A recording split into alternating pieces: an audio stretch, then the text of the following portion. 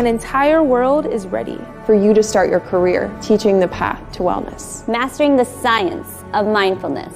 And the art of coaching. To help clients achieve mental, emotional, and physical betterment of life. Through movement, nutrition, recovery, and regeneration. Because impacting one person impacts a family. Impacting a family impacts a community. And impacting a community impacts the world. Become an NASM certified wellness coach.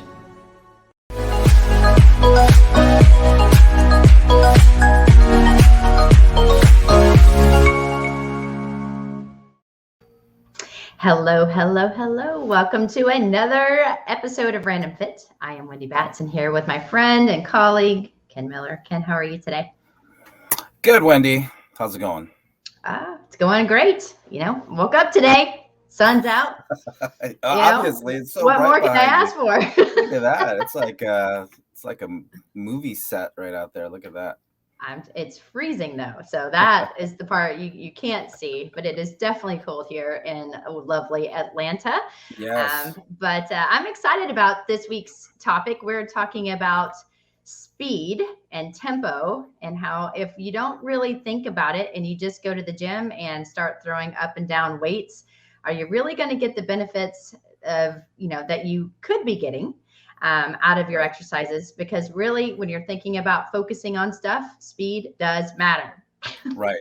And it, more than what a lot of people realize, because, one of the things that I like to do is, if I have an opportunity to work out at a gym that's not mine, I do like to people watch, right? I'm what you call a gym voyeur, right? I like to look at things and, see how people are doing things, because, for what you and I do, Wendy, when we talk to personal trainers, when we mentor them, and when we teach personal trainers on, form and technique, a lot of people don't realize that speed is another acute variable, meaning just another factor to consider when it comes to the execution of exercise. So just like you want to pick the right exercise, the right amount of reps, the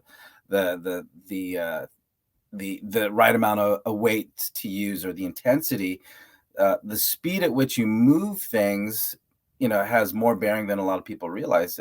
Outside of the typical thing where, you see people just kind of, pulling things and letting it drop, or like just using momentum, right, to get that weight up there or down there, or depending on what the exercise is, to where, you could be doing a lot more damage than good when it comes to having too much speed.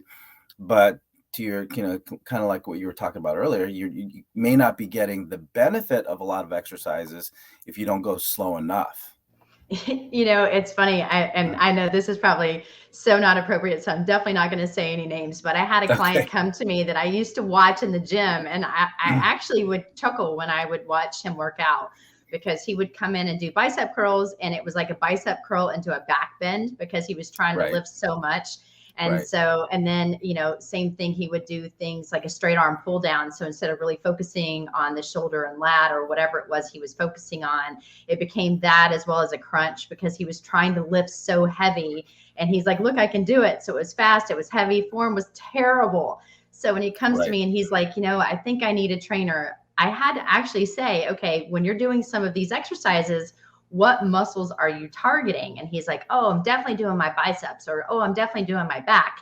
And so once he started to work with me over time, he started to see how, oh, wait a minute, I was doing things, incorrectly, because he was lifting too much and going too fast. And like you said, I think one of the main things I want to stress is when you go to a gym, slow things down and do it. Have what's your intention? What are you trying to work on? Right. And make sure you're only feeling it in that specific area, unless it's a total body exercise.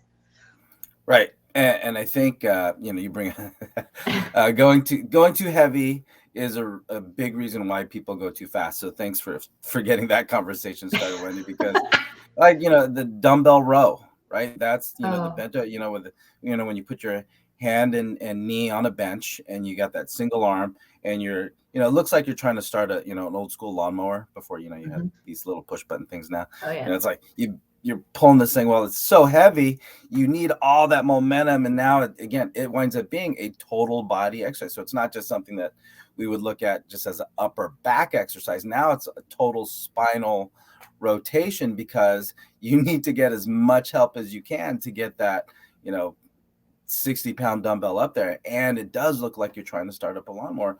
So momentum and speed wind up being your best friend when it comes to trying to pick up that dumbbell, which may or may not be the goal as far as a total body versus an upper back exercise. So again, there's a lot of other factors that go hand in hand on whether or not you're performing the exercise with the intention of being, whether it's strength or power or stability related, your speed is going to have an effect on you achieving that adaptation or that intended goal for that workout. Yes, and if you're just joining us, I'm Wendy Batts here with Ken Miller, and we're talking about speed matters here on Random Fit. And I think you actually pretty much nailed it, Ken. I think when people start, they walk into the gym, and again, we're still in January, so we want to think it's the beginning and start of a year. And when you go in, I think what's important is sometimes we just need to take 20 steps back and slow things down. You really want to. I know. Well, because we've shifted so far forward. It's like, look how fast I can go, how much I can lift. And all of a sudden now I'm starting to have aches and pains in places that I shouldn't. And I'm not seeing the changes that I want to see. And one thing that I think it's important to emphasize is that most injuries occur when you're decelerating in the transverse plane. So that just means when you're like, let's say you're slowing things down and turning at the same time, most injuries occur doing that particular movement. And I think oftentimes that happens because we don't train that way. So I know that's not the topic right now, but also because we're not like focusing on training specific muscles and moving them the way that they were intended to be moved. And so I think it's important to really kind of analyze like, hey, if I'm doing a bicep curl, technically a bicep curl, you should think it's just bending the elbow, and you can have a little bit of shoulder flexion, which just means lifting your shoulder up because, technically the biceps do that as well to a certain point. But if you're ended up doing, like you said, the back bend, and you're just swinging it up and you're bending your back, I mean, you're end up using a lot more muscles where you're really not targeting that one prime mover or that one particular muscle. And I mean, I know that the bis and tris, that's a bad example of how it can affect something else long term. But, you want to think slowing things down and really being intentional in your movement is going to let you see greater results, which will then make you be able to lift more long term. And it's hard to mentally think that way. But if you did 12 to 20 reps, and let's say if you were doing a bicep curl, if you came up for 1 to 2 seconds, you paused, and then you slowly lowered the exercise, making sure that your body, you weren't swinging anything other than just bending your elbow, then you're going to be able to lift more weight if you end up going faster, like 3 to 4 weeks later. And then you start to see that definition and things that you're hoping to see because you took the time to slow things down and intentionally move that muscle the way it was supposed to move.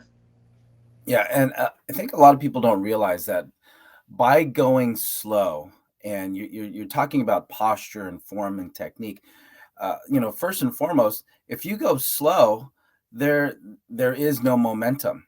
Right. And if your focus or your intention and you're very mindful about, keeping the chest up, keeping the shoulders back again, and the simple exercise of a bicep curl, as you go slow, as you move, then, you're not moving so fast that you can't catch yourself losing posture really quickly. Right. So as I'm bringing that dumbbell from my front pocket, from my waistline up to my shoulder, if my focus is, as you're saying, Wendy, is keeping the shoulder back and controlling posture, then I'm better able to keep those shoulders back. And I know, Wendy, it's one of those things that you've worked with some high-end athletes, and one of the hardest things to correct is taking those traditional exercises and saying, oh, hey, time out for a second, guy. Let's slow it down. First of all, let's bring the weight down. Right. And then let's go ahead and do that same exercise, and we could have picked bench press. We could have picked squats. We could have picked anything, but you bring a bicep curl because, what it makes me giggle because, that turns into you're bending at the hip, your shoulders are forward, and you're just doing this like almost like this little dance, right? Like, you can almost go to the rhythm of, kind of do a little swoosh Little here. side Yeah, a shuffle. little side shuffle. But do you notice when that happens though, your elbow stops moving and it's actually just you're shimming with your shoulders. Like a lot of times that's what I see is people are using their back and their shoulders more than they're actually bending at the elbow, which is what the bicep is supposed to do, is to flex the elbow, which is to bend it. So Right. you're going to notice too, like you said, time under tension is when you're actually going to start building a little bit more, like you're using that muscle longer. So it's going to have to work harder, which means the weight's going to have to decrease. And just quickly, that brings me to a story. I do work with a lot of professional athletes, and I know I had a lineman that came in from a, starting lineman, and he was in the NFL, and I had him do a basic chest press on a bench using dumbbells versus a barbell. So it was something completely different for him because he was always the barbell guy. And I made him slow it down, but we ended up taking his weight back almost 50% of what he would have done on a using the barbell. But just by slowing it down and individualizing it into dumbbells, he had to work harder, and he was literally struggling to do 12 reps, going down for like 3 seconds, pausing, and then pushing it up. Yep. Because he was used to doing that pounding on the chest, like, look how heavy I can lift, big arch in the back. And again, I'm not saying that there's not a time and place, but if I can get him to move slower, better quality of movement, and really, working the chest the way that I want it to work in that particular exercise, when we actually had him go back to the barbell, he was able to lift 10% more than he ever had in his life, because we took time to slow it down and really emphasize proper movement and mechanics. And so when we say speed matters, you want to train for the speed of life, but sometimes life is slow. So slow it down and then start to work on speed. Right. And I think we can pull out a few stories between the both of us as far as, because, and I'll say that there was this one of the football players that I had a chance to work with. Again, I don't know what it is about football. Well, actually, here's what it is about football. They're always working on power, and it's always about strength, right? It's how much can you bench, how much can you squat, how much can you clean, how much can you vertical jump, but nobody asks, how many push-ups can you do with a 3-2-1 tempo, meaning 3 seconds on a push-up, lowering yourself for 3, pausing for 2 at the bottom, and then a 1 second push up. I had a guy who, again, was he was a top 15 draft pick, running back, and coming back from a shoulder strain, and having him do what we call a phase 2 or a strength endurance, and having him bench press, and he was one of the strong, 3 plates, no problem, he would do that. But the second I put his hands on a physio ball and doing that slow tempo, guess what? Those 3 plates he had on the bench on that first set ultimately came down to 2 plates on each side. So easily 90 pound drop on the second set, because he couldn't finish it, because the stabilization exercise, the exercise that I had him do slow, taxed him so much. He didn't have the endurance at that point to do the second and the third set, to where, guess what? By the time we did the third set, he had 185 pounds on the bar, and still having trouble doing, I think at that point in time, 10 push-ups slow, because he didn't have the endurance. And I think that's one of those things where you have, any kind of strength and power-oriented sport, that because that's what the sport demands, that's what they train. But again, if you don't use it, you lose it. So using that phrase when it comes to stabilization, your ability to control and stabilize the body, if you don't give your body an opportunity to work on those things, that's when you're going to be weak at that. And guess what? You need the most, not just for performance enhancement, but also, quote unquote, injury prevention. So when we talk about controlling speed, being slow when you need to be slow, and everybody needs to be slow at some point in time, you're either going to limit your ability to progress to the next level when it comes to how strong you can be or how powerful that you can be, but your injury potential actually can go up if you have a lack of ability to actually control your body. Good points. And I'm Wendy Batts here with Ken Miller. We're talking on Random Fit about speed matters. And that's a really good point. And I think one thing to think about when we're talking about injury prevention is, we've got these prime movers, and all a prime mover means is it's the muscle that's actually doing the work that it's supposed to do. But you also have stabilizers that surround those prime movers that actually help stabilize joints and actually help, with different movement patterns. So, you have these kind of helpers, if you will. And if your prime mover isn't working the way that it's supposed to, and you start to add momentum and speed, then unfortunately that's when we start to have, joints that aren't lying correctly. Our posture starts to fail from ideal, and you start to have these compensations that can lead to further injury. So, to your point, Ken, if you're always going to the gym and you're always doing the same exercise and you're always doing it faster, try something different. If you want to get different results, your body starts to, it starts to adapt to whatever it is that you're doing every 4 to 6 weeks. So if you change it up and you're always using a dumbbell or a barbell, then try some dumbbells and then go back to your barbell and then, switch it up, use some cables, but slow it down. And you will notice that you will have to decrease your weight. But when you go back to what you've normally been doing, you're going to be more explosive, more powerful. And that's one thing that I think with my athletes, trying to get them to take 2 steps back. I know they're explosive and I know they're good at their position. I know they are, but I can make them better by making sure everything is actually firing the way that it's supposed to by slowing things down. And so I'm not saying don't ever increase it, but if you're always going fast, then when you need to slow things down, then you can hurt yourself. So again, I said this earlier, I will say this again, train for the speed of life, and we move in all different speeds. So don't forget the slower tempos because it can make a huge difference.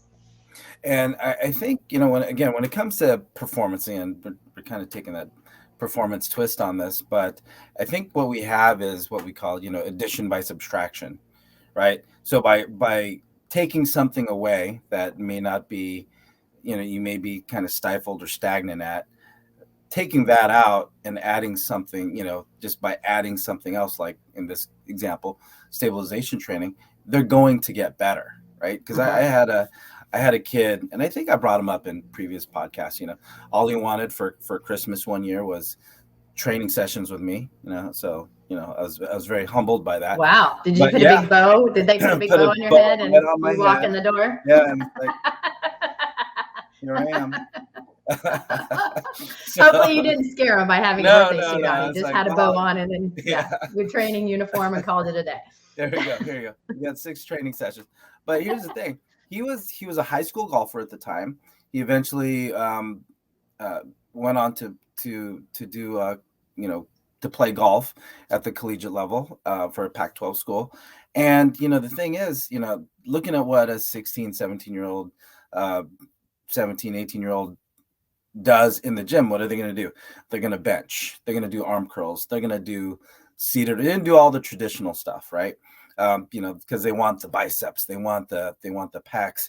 But he's a golfer, right? And, I mean, not saying that golfers can't look good, right? They can't do all the cosmetic stuff. But as a kid, you're going to do what your friends do. So here's the thing. Asking him what he does, he again runs down the list, and I said, okay, well, you know what? Let's get back to that. Give me a few weeks, but let's do a couple other things instead of those things. So again, the subtraction was take away the stuff that he was doing with poor form, too much weight, too fast. Had him doing some basic stuff, floor bridge, right? Push-ups, squat to rows, some total body exercise, and doing it with the slow eccentric loading. Again, looking at his form, technique, making sure his spine was in a nice neutral position. And within the first week, again, all we did was stabilization training, slow. Again, conversation here is about speed and tempo. And here we did slow. And I said, hey, how's the golf game? He goes, it's not good.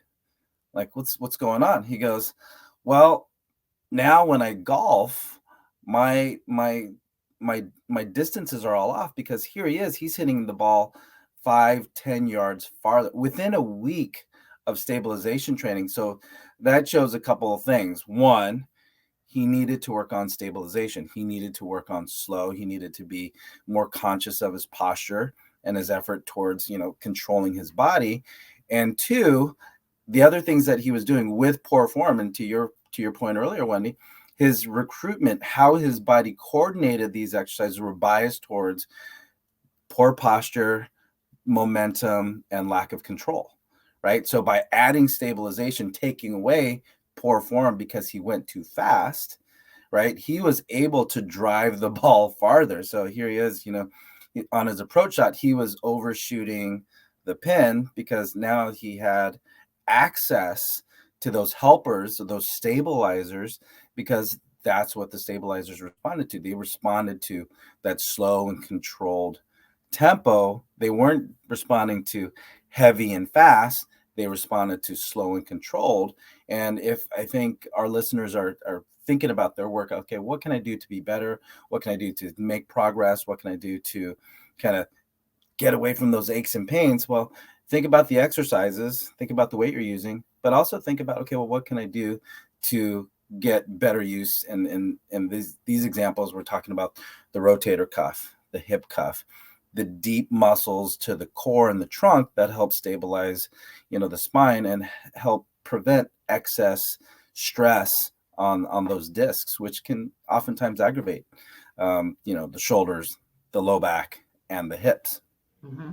And I mean, I've had, I could talk about so many different stories, but yes, I mean, same thing with I had a football player that wanted to play one more season. He hurt his quad. I know that we've talked about this before in previous, podcasts that we've done here on Random Fit.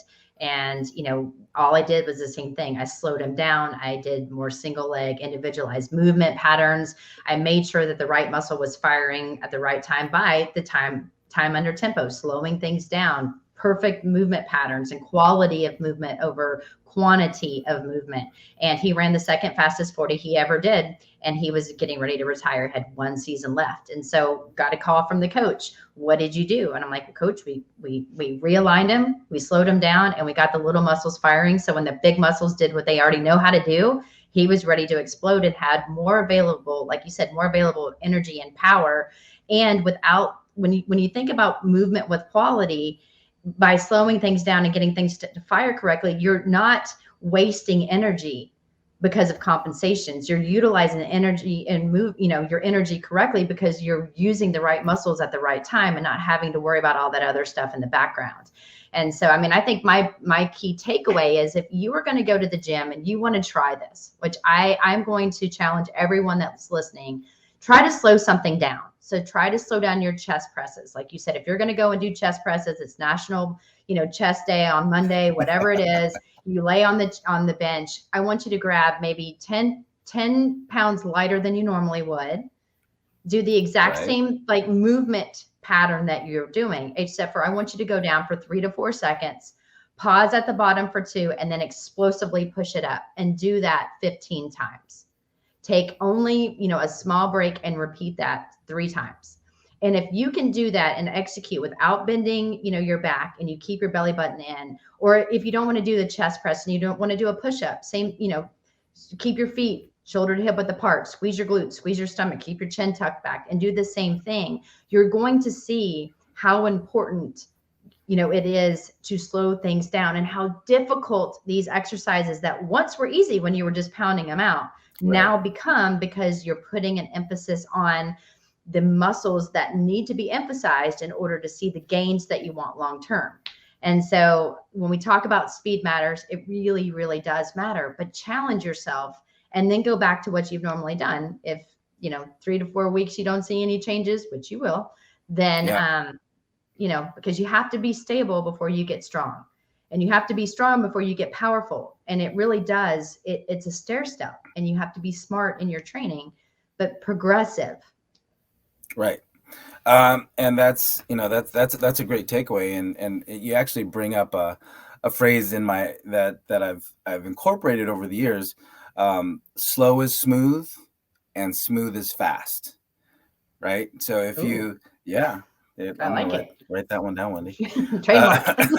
Actually, where I picked that up, I picked it up, because before kids, I used to sail And one of the things you don't want to do on a sailboat is be running here, running there, just pulling on, tugging on line all over the place. But you got to be, be conscious. And that's where the slow comes in. When you go slow, you're not likely to mess up when you're going slow, right? It gives you more energy towards thinking about where you are in that moment. And then when you're slow, when you're moving slow and under control with that 3-2-1 tempo or speed that we're talking about, then your movements are they're smoother, right? Mm-hmm. Which means you're just more coordinated. And then as we're smoother with our coordination and our body control, then we can move fast, and then we can move with strength, and we can move with purpose towards strength and power.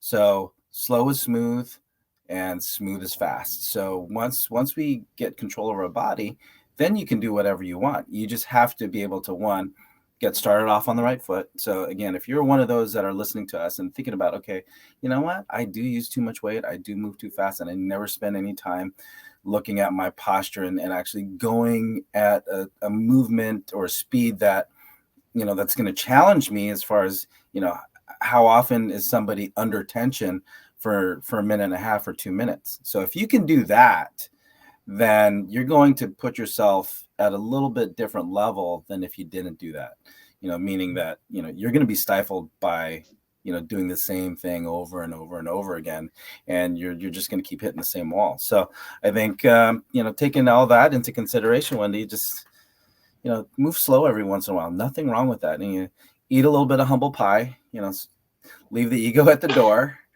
Hey, you don't have to bench. I eat that every day, I'm just like, what? I need to change my eating patterns and my habits. I said humble pie, not apple pie. Well, that too. Tomato, it's all the same. That's right. It's pie. Pie is pie. Well, this is fun. And thanks, Ken, because I think, it's emphasizing the importance of doing something different. And I think, again, if we slow it down, speed does matter. Right. Just try it. Just try it. Try it. But again, as we're getting into this realm of wellness and fitness and performance, I think this is one of those things that doesn't ever get talked about. We always talk about exercise selection, what's the best exercise and how much weight to do and how often to do it. But no one ever talks about speed, so I think this is one of those hidden factors, those gems that, can actually get you to where you want to go. But, here we are exposing the science to our listeners.